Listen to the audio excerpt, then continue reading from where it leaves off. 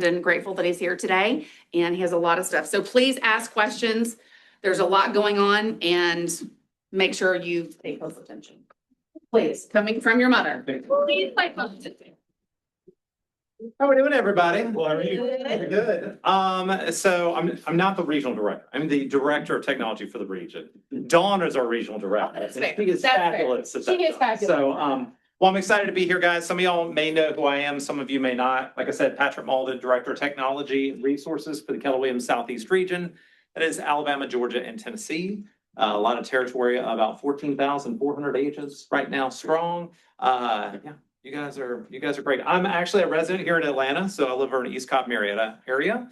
And so it was about a 51-minute drive over here this morning, which is just fine, which isn't that bad. That's pretty honest. That's fair. To be honest. And so, we're going to talk about several things here today. So Lone Wolf is definitely something that we're going to talk about. I know we have another class coming up, and of course we also have a bilingual translation there for Lone Wolf, which is great to be able to serve all our different communities. But let me ask you guys, do y'all know what the heck Lone Wolf is? When we're talking about Lone Wolf, do we know what this is? Yes. Okay, I see some head nods and some like this, okay? Great. Okay, so in the beginning, there was this thing called a paper contract, okay? And at some point, the paper contract migrated to an electronic contract. It passed a bunch of laws to make it okay to sign things online. And for a very long time, some of the most popular e-signature platforms, one of them was called Authentisign, aka Lone Wolf. Anybody remember old Authentisign, like from early MLS days? Then .loop came around. That was a big thing for a while. DocuSign got into the whole e-signature space, which many of you probably have been using DocuSign or .loop or even Remind, right? Depending through FMLS. Well, so Lone Wolf is where we're transitioning to. So DocuSign is sunsetting. So if anybody's been using DocuSign, follow your market center's direction on this, and whatever dates they have given, stop using it. Okay? Stop using it now. Okay, there's the answer. Stop using it now. The reason why is because anything that you have in DocuSign as of some point in the not too distant future, once again, speak to your market center, will all be deleted.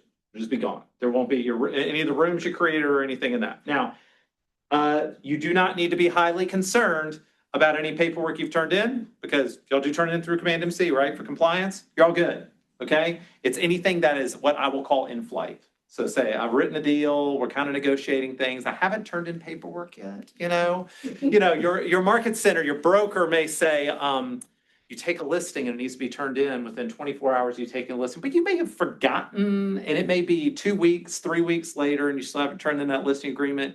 Probably go turn in that listing agreement. You hear what I'm saying? Because at some point, it's just all that's gonna be gone. We're transitioning to Lone Wolf. Before we go into Lone Wolf space though, there were a couple of things that we talked about with leadership earlier. I do want to cover because I'm going to do a quick walkthrough with you guys, start to finish, what it looks like to create something in Lone Wolf. And we're using Justin's account, for which I haven't even been into. Meaning, I'm going to show you how easy it is for even somebody that's in someone else's account. Y'all follow me? Okay, we're going to play through it. But before we get to that, we mentioned Google. Okay, how many people in here really knew that there were changes when it came to Google when it comes to reviews? Okay, seems about right, and it's fine. How many of you guys ask for Google reviews every time you work with a client? Okay, if your hand isn't going up, I'm going to tell you raise your hand. Every client you work with, you need to be asking for Google reviews. So we're moving into a new era, whether we like it or not. I don't know if y'all heard the big change to Google in general the other day. Google traditional search is dead and buried. Happened like 4 days ago, maybe 5 days ago. It has been replaced by complete AI search. Okay, like it or not, I'm kind of in the space where I'm kind of annoyed with the fact that AI is being shoved down my throat in places I didn't want it. Next thing you know, my toilet's going to be AI powered. And that's about how I feel about it with what goes in the toilet, if you get what I'm saying. However, that's where Google is right now. And it makes a lot of sense. So many people, you mentioned ChatGPT earlier, so many people are going to ChatGPT or Claude or these other models to say, I need to do X. People are bypassing Google completely, so Google's trying to stay relevant. Okay, I get it. It makes sense. Okay, will it be better for all of us? I have no idea. But the whole thing is, we are entering a space where it is going to be very difficult for some of these search engines because of generative AI to be able to tell the difference between someone who is real and someone who is not real. And one of the best indicators they have right now are Google reviews. So if you have 0 Google reviews, as far as AI is concerned, you do not exist. Okay, I'm gonna let that sit just for a second. If you have 0 Google reviews, as far as AI is concerned, you do not exist. Okay, you could have been in real estate for 30 years. Doesn't matter. Now, some of you are going, well, what do I need to do to get my reviews? Oh, I just need to email all my clients today and tell them to send me, put me a review and I'll send them the link. Please do not do that. Number one, you make sure you have a Google business page set up. And I have not done one recently to give you great instructions on that. There's plenty of guides on how to do this for agents. Y'all probably even have something in here to be able to help people with that. Number two, ask for reviews naturally. Don't hit everybody up. If you've got some past clients that forgot to send you reviews, or you want to get some character references or whatever on your page, great. Slowly start reaching out to people to do it. Do not hit everybody up today. They're going to get this out to you, but there's a whole list of criteria. Can't be from the same IP address or physical location. They're looking at the geolocation. You cannot mention the name of a person who works for the company. So you can't say it was great working with Jason. Nope. That is considered a fraudulent review. Okay. And why they're setting these specific rules, I can't exactly answer. Some of them I get. Well, let's just get everybody in the same space to give me a review. Okay, it's all on there. That's kind of fakish. Like I get that part, but there's some other odd things about it. Anyway, go check the list to make sure you're following the compliance on it and get as many Google reviews as you can in a normal cadence. Ask a few people, ask a few people, ask a few people, and kind of work your way around on it. Every client that you work with, every place they can leave your review, number one, ask them for Google reviews, but number two, of course, ask for your Zillow reviews, or some people have to get Yelp reviews for their real estate business. You know, wherever you can get someone to review you, have them review you. Does that make sense? Okay. Because the AI models, what they're looking at is what is the most trustworthy source of information? And it's going to go, well, Google is going to trust Google. Y'all follow me on that? Does that kind of make sense? So, okay. That's one of the big things. Now, with the same thing in this generative space, not everyone here probably does a crazy, and this is not an indictment on anybody here, but you may not have been doing at a very high level, keeping track of your email open rates on newsletters or marketing. Has anybody noticed a drop in their responses from emails? Anybody? So we may not have even been tracking it. From Market Center side, from region side, we definitely noticed it.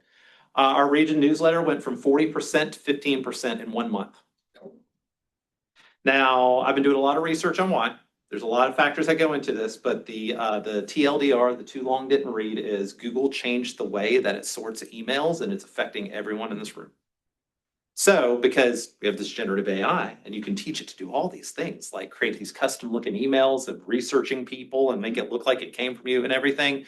Google has instituted a ton of new filters that basically they go to spam or completely disappear. Some of them don't even end up in spam. It's like they just carried them out back and you never see them again. Okay. So open rates are way down with emails and with messaging that does not get responded to. So if the algorithm looks at it and goes, hey, this has a bunch of images, probably going to get cut. Unless someone gets emails with images on a regular basis and they reply, click on links, and interact. It sucks. And I don't have a great answer for you guys other than make sure whatever content you send out is valuable.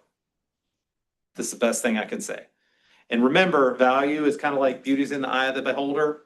Value is kind of in the eye of the beholder. The only way to figure out what's valuable to your client base and to your sphere of influence, or however you want to look at that, is honestly to ask them questions. To ask them what is valuable to them. What do they need?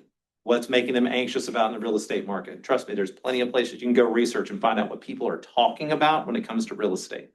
And those are the topics that you lean into. So Google reviews and Google and emails. I hate to say it, those are kind of a challenge space right now, but I just want to at least let you guys be aware of that. Okay? Is that good? Are we all right? Making sure. Yeah. Was there anything else big that we talked about earlier? Those were the big ones. Those were the two big ones. I think those are very important for you guys. Biggest thing is, you may not win the search engine optimization game, but you definitely want, if somebody Googles you specifically, You want them to be able to see that you're in real estate and you have reviews. Okay, so if they meet you somewhere at an open house or whatever, I'm gonna Google him and see, oh, okay, there he is. Oh, okay, some people work with him, it looks good. I don't know, have you ever looked at like several different contractors for a job and you go Google all of them and you go look at what their Google reviews are, and if somebody's like 2-star reviews, you're like, man, but if somebody's like 4 stars and they've got a few 1-star and 2-star, but it seems like the people are kind of just being jerks in the reviews, you make a calculus there on what you're gonna do. So anyway. Okay, do we want to do this? Yeah, let's do it. Okay, do we have a chair? Because it may be easiest if I swing around here so I can sit. We are gonna go through Lone Wolf. Now, you're gonna hear it called a couple different things. The technical name for this is Lone Wolf Transact Command Edition. Okay, so there's this long acronym we joke about in our tech groups, LWTCE. Okay, y'all don't need to know what it is, but if you see that, just know that is probably what we're talking about. So, swing around on this. Now. Oh, hang on a second. It's up here. No. Oh, no. Nabbit. I wish we had fingers. Okay, it's fine. It's fine. All right, I think I can do this. All right, this is with one hand tied behind my back, guys. That's all right. Okay, so first things first. If you are starting a transaction, who here likes to do real estate transactions? Anybody? Okay, okay. So if you're starting a real estate transaction, first things first, you need to make sure you have a contact of the people you're working with. Okay, now that contact can be created ahead of time, or it can be created when we actually go in to create the opportunity. But an opportunity, just to make this clear, guys, an opportunity is not just something you create to make paperwork or turn in paperwork. Okay, I know some of y'all are going, that's the only time I make an opportunity. An opportunity is a potential piece of business. Okay, how many solo agents do we have in the room? Okay. How many of you have an actual sales pipeline? How do y'all define what a sales pipeline is? Anybody? Somebody in there. Somebody in there? Yeah. Okay. What else? I mean, it's somebody that's gonna buy or sell a home within the, 3 to 6 months, 12 to 6 to 12, or. Hey, I like that answer, yes.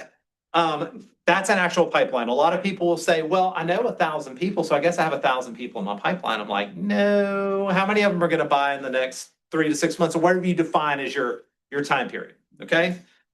Real estate operates on a roughly 90-day cycle, but of course we know that can change depending on the market. So when you have a conversation with someone that have a high likelihood to transact within that time period, they become an opportunity. This is way before paperwork. Okay, so when it's time to do paperwork, literally, you're just saying start transaction.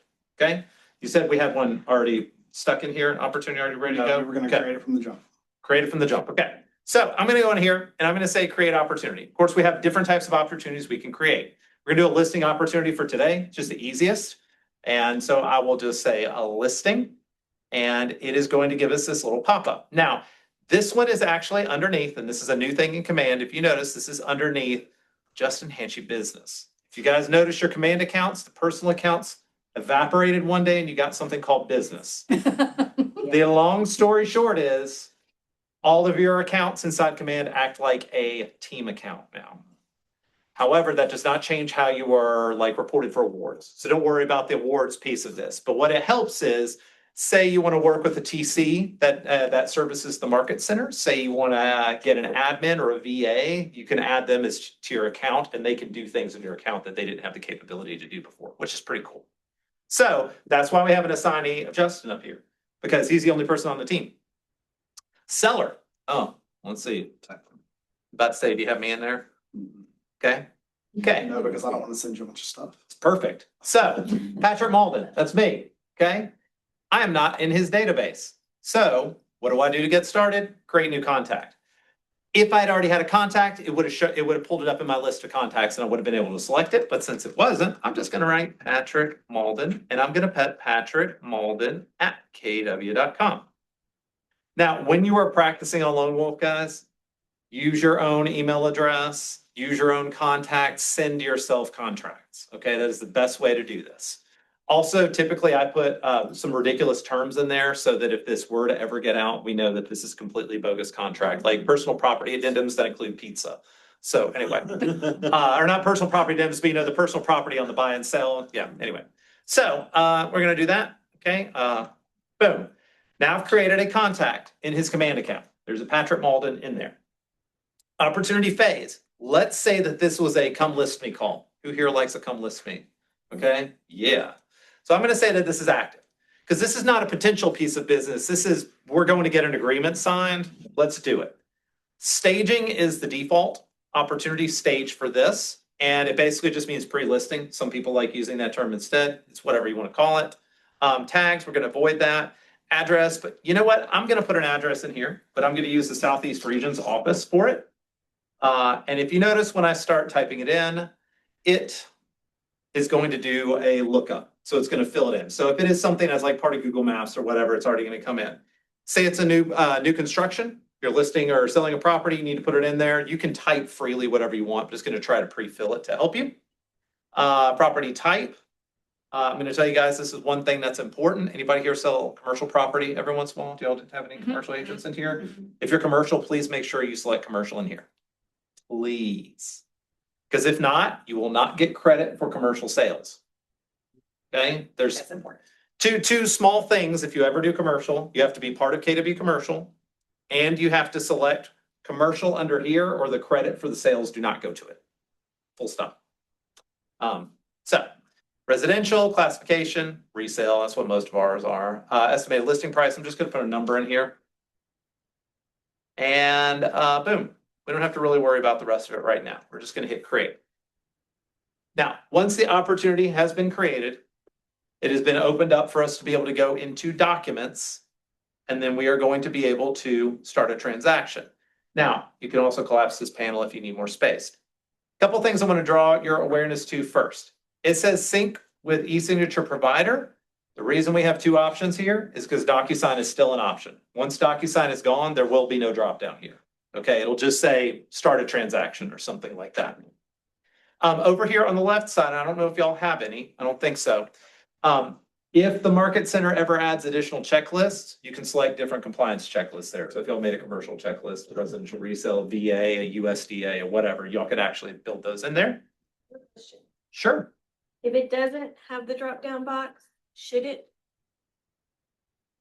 We just have sync with DocuSign. I don't have any other options. So we need to. Oh, you mean on the, yeah, I get what you're saying. For the e-signature provider, that means your Lone Wolf account is not set up. Yeah, that's a pretty simple process. I can show you guys where that is at the end. It's literally you go to settings, you hit, create your Lone Wolf account, you put an email address in, and I think you have to you have to sign back into command, and that's it. So it's pretty simple.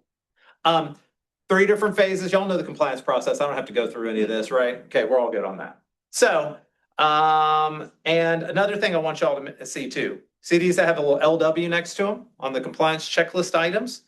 What that means is that your market center has connected a compliance checklist item to a blank form.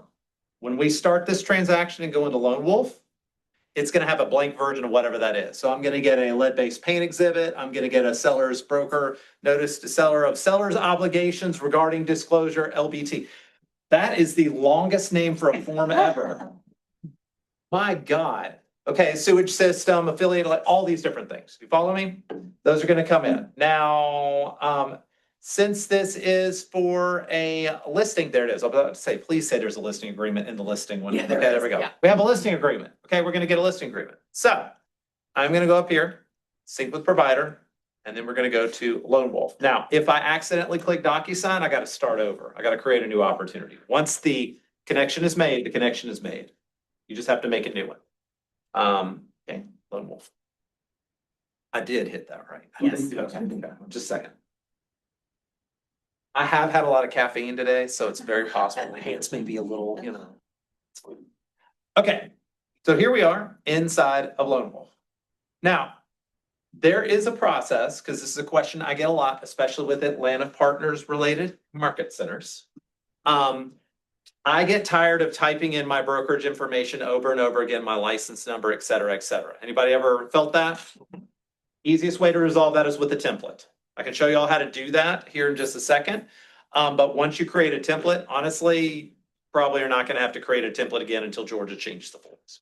Okay, it's pretty simple. And usually what I recommend for most agents is that they create two templates. They create a template for the list side, they create a template for the buy side. And they usually use the purchase and sales agreement or the listing agreement because those forms have the most amount of information. The thing about how the templates work is all your forms, and here, let's just go to the listing agreement so I can show you guys as an example. Hang on, where's that listing? It's the exclusive, that's the top one. Oh, the top one, there we go, okay. I'm so used to Birmingham forms, even though I'm licensed, I have my licenses in Georgia. I'm from Birmingham, Alabama, and all the forms are so different. I was an MCA for 4 years, so my brain goes to exclusive right listing agreement whenever I see it. But anyway, because this one says seller.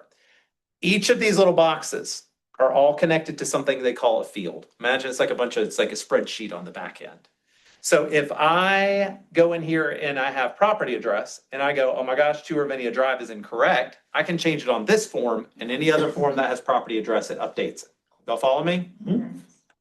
The reason that's important when it comes to templates is if you fill out the majority of the information you're gonna have to do every single time on, say, your listing agreement, it's gonna carry through those things to all your other forms. So if you need license number, brokerage name, your phone number, like any of that stuff that you're like, I'm so tired of typing this stupid crap, find the form that has all of it and then create the template for that. Okay? So, I'm going to go back though. We'll show you where the templates are and then I'll kind of show you how that particular piece works. Actually, let's look at one thing on the on this form real quick and then I will show you. Go back to it. Now, of course, any of these fields, you just click on them and go through it. And okay, marketing. I'm going to use this as my junk field. I'm going to put a bunch of ridiculous stuff in here. Do y'all see that the marketing field is blank? There's nothing in this. And which form are we using? We're using, okay, so these are going to, these are under GAR forms, okay? Because I have to know what library to find these in a minute. Okay, I'm going to go back. And this is something you would only have to do once. We can go up here to this thing called templates. We can add a template and we're just gonna say, delete me later listing.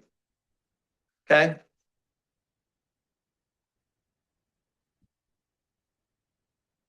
Cool. Ownership, of course, is gonna be whatever. Hit create.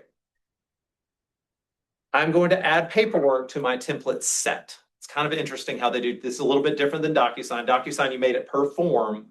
What Lone Wolf lets you do is create a set of templates for a particular type of transaction. So if they're what all might we include in a listing that we might have to fill things out on? What are some of the things? Okay. So anything that you have to fill out, you may want to consider pulling it into this template group and then filling out only the things that are mostly the same every time. I say mostly the same. Because like on a listing agreement for the Birmingham forms, they had a field that's like, you have to check that you're gonna use an electronic lockbox. Well, freaking duh, of course, like who's gonna use a combination lockbox these days? That was part of my template that I had electronic lockbox because I wasn't gonna do it differently. So, okay, add paperwork and then help me out with the name of the form again. It is the exclusive seller. Listing here. Is it that top one right there, CF? It's the middle one. Second one, F101? Okay. Fantastic. I'm gonna go add. And it essentially is going to put it into my little group of forms here. Okay? When I click inside of here, I can now go in and add those annoying fields that I wanted to add. I would not recommend putting a property address on a template unless you're gonna sell the same house over and over again. I would not recommend putting a seller's name on a template. Y'all follow me. Anywhere that remains blank, when you apply this template, will not affect the target form that you're applying it to. So if you've already halfway filled out a form and you go, oh, I forgot to apply my template, you're good. You apply the template and it's only gonna add those fields that were part of your template. Okay? So down here, we said marketing. I'm going to say, let's see, section for MLS, broker agrees to file the listing with the following multiple listing services, the pizza area MLS in Pizza Hut, Georgia. Sure. Okay. Huh? Are you hungry? No, but I think about pizza a lot. I really do. Okay, once that's done, I've just added something. Okay, I can hit save. And now this template has been saved. Like I said, this is something you do one time. Just showing you guys where this is at. If I go back to my transactions, I want to get back to that form. I was at, actually, let's just do it this way. There we go. I didn't know, because I mean, Justin's always doing tons of business. I was like, I don't know if I'm gonna be able to find this one in the list of things. So we have that exclusive brokerage engagement. If I go up here to the top right and I go apply template, I'm going to be able to select from those lists of templates I just made. And once I do that, it's going to show me different pieces of paperwork I had included in it. Now, say there was a piece of paperwork that I made a template for that doesn't apply to this transaction, I can just uncheck it and we're good to go. But say it does, I'm going to hit that and I'm going to hit apply and then boom, now it has been applied. If I go into that exclusive seller and then we scroll down here in a second, you see to Ravinia, Atlanta, all that's correct. None of that was changed because that wasn't part of my template. But the pizza area MLS in Pizza Hut, Georgia is now part of it. So anything we added to the template will then be applied. Anything that was blank will remain unchanged. Y'all like that? Yeah. Yes. Okay. Now you can use that for a variety of different things. You can use it for special stipulations. You can use it for a certain type of deal. If there's a heck, you could even create a template if there's an investor that you do a ton of offers for. You could have one that this may be one where you actually do put the buyer's information on every single one. You'll follow? Like you can use this in a variety of different ways. Question. Mm-hmm. When you make a template, just say for this listing agreement, does it replace it? Or does it still have the other blank listing form in all the documents? It just applies the information on top of the form. Okay, so. it So doesn't my make it template, additional. no, it's just got like a set of information and it just goes, all right, this line had information on it, so I'm gonna replace that line. Okay. And then it leaves the rest of it unchanged. Yeah, so you will not get a duplicate. Just like dot loop, and it's funny because they're blue as well. The way that the forms work, like a transact form works, is this is like an original. And when you add a form in there, you're not going to end up with duplicates of the same thing. So if you say you're working with a buyer and you're making offers on multiple properties, you're going to be using the same purchase and sales agreement over and over again. You're just going to be changing information. Okay, it's not going to be a brand new original form every single time. Yeah, you just make alterations. A couple other things, and then I'll show you guys how this gets sent out and signed. A couple other things. There's also a clause manager in here. So like I said, special stipulations or things like that, you can add them to the clause manager and then drop them in anytime you want. I'm not your broker. I'm not going to tell you what the clauses should say, but I'm going to tell you they are here and they're available for you to use for those sorts of things. Once you're sure that you're good to go on this, you can also confirm that you've got the right parties. I'm the seller and that came from command. So whatever the contact says is going to get pulled in there. Same thing on that seller, the email address is going to pull from the contact record. That is another reason you want to start from command, is because of that. Oh, here's a question I often get asked. Can I log directly into Lone Wolf to create a transaction first? And the answer to that is no. Okay? Same thing for DocuSign. DocuSign would let you do it, but you aren't supposed to do it because it does not connect to command if you do that. Let command create it. Makes sense? Now, I think they actually made it really challenging. I think there might be a way you could do it with Lone Wolf, but I think that they made it really challenging on purpose so that you start from command. You always want to start from command. Okay? Okay. Questions so far? Then we can talk about signing. How are y'all feeling so far in this? Does this feel pretty simple? Straightforward. Okay. For each new, listing by, you would want to go to the documents, check mark them, and then click the three dots and apply template for each one.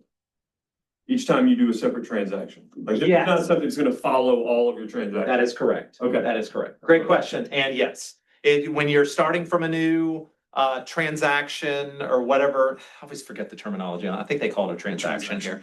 I keep wanting to say room because I'm so used to teaching on DocuSign. When you start a new room, it's just original documents from the board. Yep, Thank you. yep, absolutely. So, big difference. Transaction rooms, same thing. On this, in DocuSign, they call them envelopes, and here they call them signings. It's really not too terribly different. So if we want to send something out for a signing, one of the ways that we can do that is we do this little check mark, and we can pick any of the documents we want. If we want to send a big package, we may have exhibits and seller's disclosures and community disclosures and all that. And ABADs. Yep, yes, that is very important. Which should automatically be checked. Yes. Yeah. But you select the document and then we will hit sign and it will create a signing. Now, not to get too confused or nuance on here, Authenticsign is just the signing part of Transact. So we're talking about Lone Wolf, Authenticsign, it's just the side that does the signature. That's all it is. I don't even know why they name them something different, but they do. That is what it is. You can name the signing what you want. This could be like, if it was for a buyer, this could be the property address of the first house that they put an offer on that they don't get, or or whatever, name it accordingly, guys. We hit create. And it's gonna pull us through to the similar thing to what we had in the envelopes. Now, at this point, we are going to have to choose, and actually, let me zoom out so it's a little bit easier. We're gonna have to choose who is part of the transaction. It does require you to add the participants. So I'm gonna click on adding participants, and I'm going to add new, and or not add new, I'm sorry, it's gonna be from transaction. Sorry, this is still a process I'm a little new to. And we're gonna grab that seller. And then we will hit select. When we do that, what it will do is any of the pre-assigned places where that seller should interact with the form, be that assigning, be that clicking on little radio buttons on a seller disclosure or whatever, they're gonna be populated the instant that happens. The reason I only did one person on this, could we do co-sellers? Absolutely. But then we would have to get both of them to sign to close out this. And I'm just gonna I'm sending this to my phone for me to sign this for you guys. I've also been asked, there was something I got asked about recently, and hang on a second, I may be able to answer this one here. There was a very convoluted process on purchase and sales agreements or listing agreements that one agent had an understanding on when it came to adding the signature date. Has anyone had any challenges with that where you have to sign as the agent? Are y'all good on that? Because there was another Georgia agent. The one thing that I've seen come up a couple of times, and I see it coming up right now, Yep. is under brokerage firm where it says Atlanta North Gwinnett. Yes. That's not our brokerage. Correct. This goes back to, this is the reason why I mentioned the templates. This is why I highly recommend everyone in this room create a template for their buy side and for their sell side and go change that at the bottom. Because what you guys have to have Atlanta partners. There you go. That right there is what they call the roster name, and that's what y'all are considered within Keller Williams, is North Gwinnett.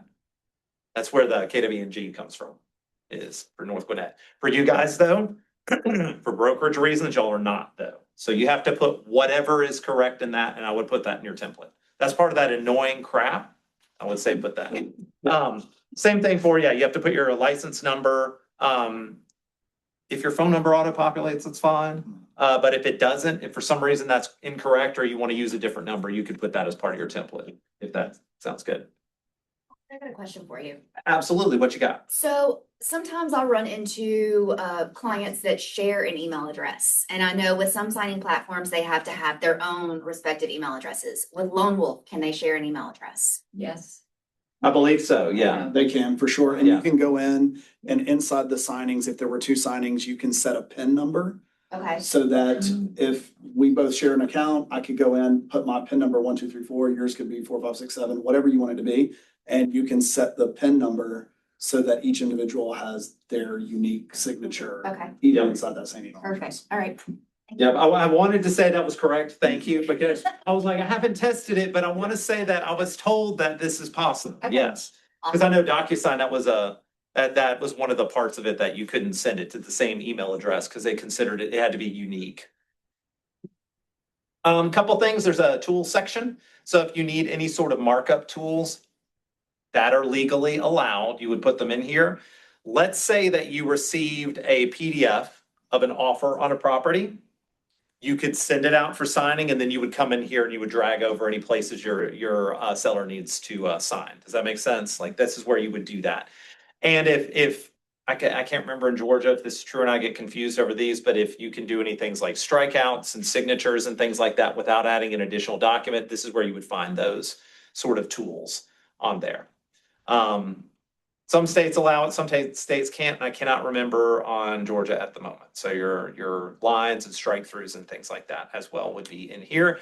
If you need to, for some reason, add a date to a field that does not exist. This was the question I had, because somebody was saying that when one of the particular parts of the signing happens, they were having to resend it to themselves to get something to sign. I'm just letting you know, if you need a date in a particular spot that is not included, you can drop a date box wherever you need to drop it. Okay, and it will just fill it out with the date when it was signed. Does that make sense? Cool. Okay. Another small thing before I send this out.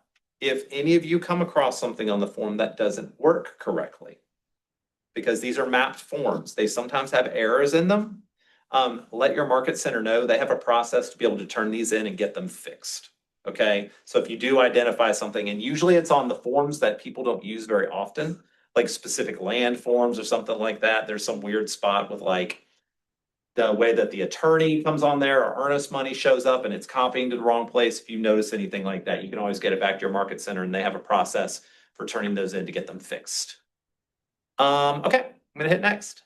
And it is going to give me the ability to set an expiration. So this is how long will it sit before this just goes completely dead. That's completely up to you. And then we can hit send. I'm going to grab my portable here. And I will sign this real quick. Okay. Justin, what are you sending me, man? Oh, really?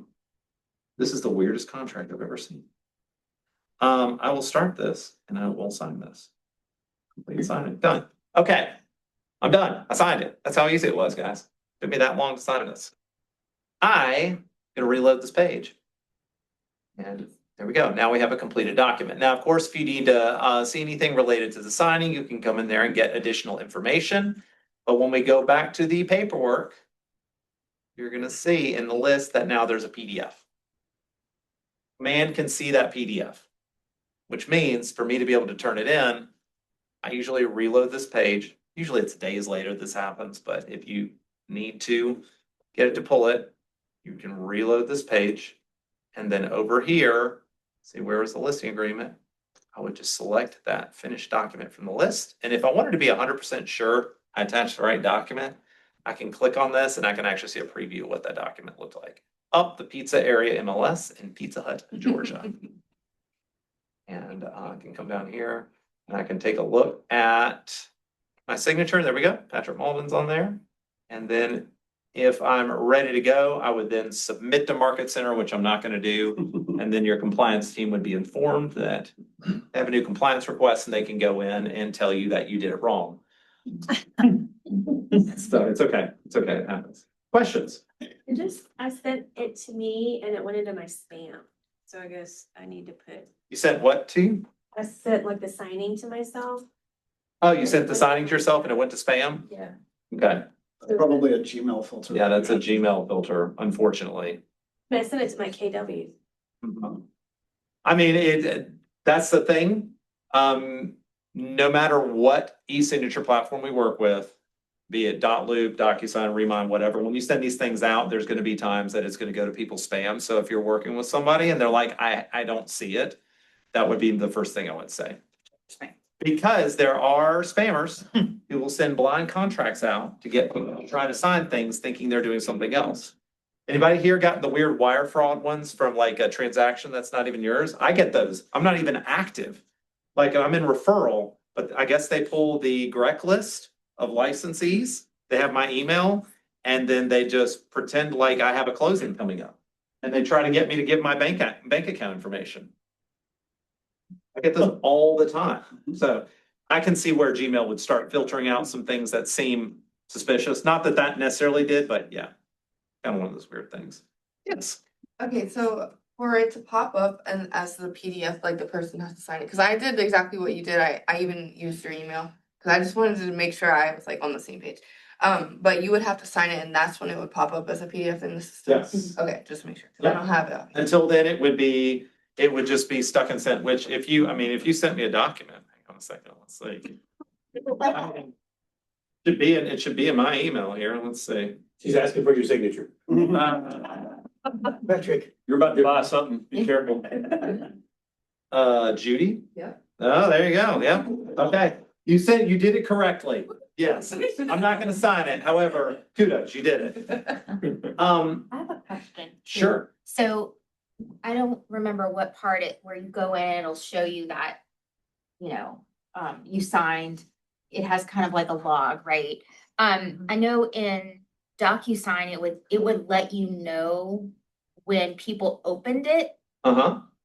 Are you able to see that in here, that people have actually opened it? Signed? Signing created, document added, participant added, let's see.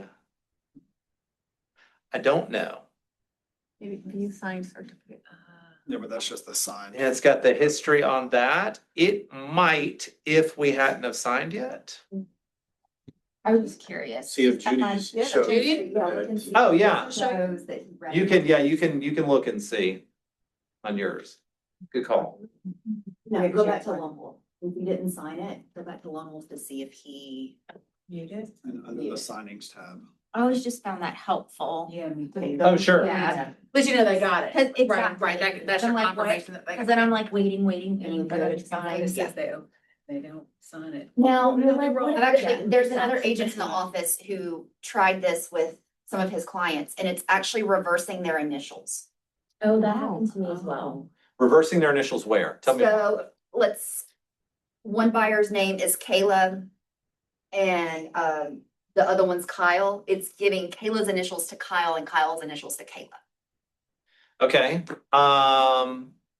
so that could be in how they're doing the participants at the end. So that would be the first thing I would check, is when you are getting to the point where you add participants to make sure that the names and colors match. And hang on a second, let's just do this real quick. I'll show you what I'm talking about. Because they are this could be a mapping issue with the form is what I'm getting at. And it could be something that they need to fix. So when we add participants, add from transaction, let's say that we have seller right here, cool. They have a seller role, meaning anywhere on the form that has a seller role, Patrick Mauldin's gonna be assigned to it. So Patrick will be able to sign. But let's say you have a seller 1 and seller 2 role, there could be a swap with that. To where maybe the seller 2 role is in a place where the seller 1 should have been. And Brittany, if you go to map signers right there, it will allow you to, he's only got one here, but it will Yep. allow you to mark who seller 1 is and who seller 2 is. Okay. Yeah. So, Cause I did one where it didn't change the initials, but it changed the signer. Like it printed Allison's name, but the other signer was Ryan, and so it put Ryan's signature and then Allison's printed. so the printed name is going to come from the document itself. Okay. The signatures are gonna come from the mapping. Yeah, where they should match, but they may not, depending on how you assign it at the end. Yeah, and that would be something. Well, and you don't have to necessarily do this part, but I was just, after you've added people to it, like, let's say that for some reason, Justin was let's say he was actually seller 2. I could actually add him to this, and it shows him as the listing agent by default, but I'm gonna go, nope, he is not the listing agent. We're gonna ignore listing agent. We're gonna make him seller 2. So I could reassign him to that, which means he would get an email, I would get an email. Anywhere that is yellow, I interact with. Anywhere that is blue, he interacts with. So it color codes it automatically, not like DocuSign where you have to change the colors. DocuSign actually followed the same color convention. It was yellow, blue, orange, and then, yeah. Yeah, you just have to pick which color. Does that I make know, sense? I don't remember having to pick that. That's what he- Okay, That's what he needs. Yeah, he was. okay, did he? texting Okay, back. Yeah. so. But you don't have to do that here. It does it Yeah. automatically. So chances are, if y'all come across stuff like that, it just has to do with what's been assigned on this. Yeah, yeah, easy fixes, for sure. Yeah. Like their lone wolf, because Yeah. Amy doesn't have. Absolutely. So, You did? It's easy, yeah. Okay. real easy. Yeah, real easy. So for anybody who doesn't have their lone wolf set up, this is about 300 times easier than DocuSign, and DocuSign wasn't complicated. So lone wolf is connected on here, so we can't do anything. You can't even disconnect lone wolf once it's connected. Oh, wow. That's how like easy this is. If it's not connected, you'll see something down here under digital signatures and transactions that says lone wolf. You hit connect. It will pop up. You will put an email address in, I believe. Yep. Is that how it works? Click sign up. Yep. And then it makes you command log in, and that's it. And you can use any email address. DocuSign forces you Any. to use your KW. If you don't check your KW and you use something else, you can use that email address. And unlike DocuSign, where DocuSign, if you used an address that had been previously used by another DocuSign account, it caused a bunch of issues. You can use a lone wolf, you can use an email that you have 12 lone wolf accounts under, and it does not care. So it doesn't mess anything up. So put whatever email address you want, is basically what we're saying. It's totally up to you. Once you're connected, you're connected. How do we feel? Do we feel a little bit less stressed or a little more confident? Okay, no? No, I have a question, this might be for you, Start using it. for either of y'all, but so, yeah. So like, if we're in the middle of a transaction that we've been using DocuSign for, and it's gone, it's going like on, so do we manually start up a lone wolf for that same transaction? depends on where you're at in it. Right. I We're in the mean, middle of it, let's say it's a listing and it's been sitting on the market for a while, and then finally you're to the point where you're getting offers and everything, like, is that kind of what you're saying? Like, where do we go from there? The thing is, DocuSign's gonna go away. so just upload everything into the. I would make sure everything is up to this point is uploaded into Command. That is legally binding and required by compliance. You don't just have to put every random thing in there. And then the other side of it is if you have to create a new opportunity, you have to create a new opportunity. And then you may end up with, in a situation specific that, you may end up with 2 opportunities and just turn the paperwork in wherever you need to. So, yeah. But as long as it's in command, when DocuSign goes away, that doesn't matter. It's fully Correct. uploaded in command. Oh, okay, so you just Yeah. start using lone wolf. Correct. Yeah, the goal Well, is start using. Not into that opportunity. So if you're in that opportunity and when DocuSign goes away, you're already committed to DocuSign. You can't switch back and forth between DocuSign Yeah. and Lone Wolf. Then have to create another opportunity. So if it doesn't close, look, we're telling you guys July 1. The reality is DocuSign's not super happy about the fact that we're not with them anymore. So there's no guarantees that this is gonna be fully functional the entire time, right? Yeah. That's why I'm telling you guys, use Lone Wolf now, anything starting new. And if you've got documents in DocuSign that are not uploaded in command, maybe you've got something that you keep, just download it, keep it on your computer, put it in your Google Drive. Do something along those lines, just get everything that you need out of DocuSign and start using Lone Wolf now. One thing I will tell you guys though, and I'm sure that the market center side has this under control, okay? Because they've all been sent the instructions and everything. Market centers are getting a full backup of every DocuSign account that was connected to the market center. So let's say a weird, for instance, comes up, you go, oh my gosh, I forgot to get this one thing out, and now we're having to go to court over something, like we need this document.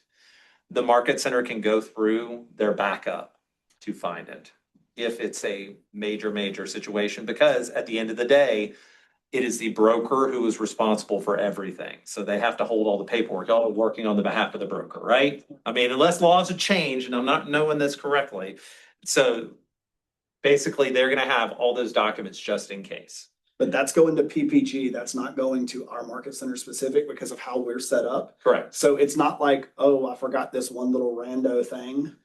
And let me Exactly. go ask them to go dig through because it's not, and it's the way that it's the filing system, the way that they're getting it is not super simple, like Amy, this transaction, this Nope. thing, whatever. Like, we're not gonna have control over it Right, here. Like, so it's gonna it would be a situation like he's talking about where, hey, Maxie needs it because we're ready to sue somebody or we're getting sued or something. That is Then we correct. could go get it, but it's not a. It would, and I'll show you kind of how, yeah, this is perfectly fine.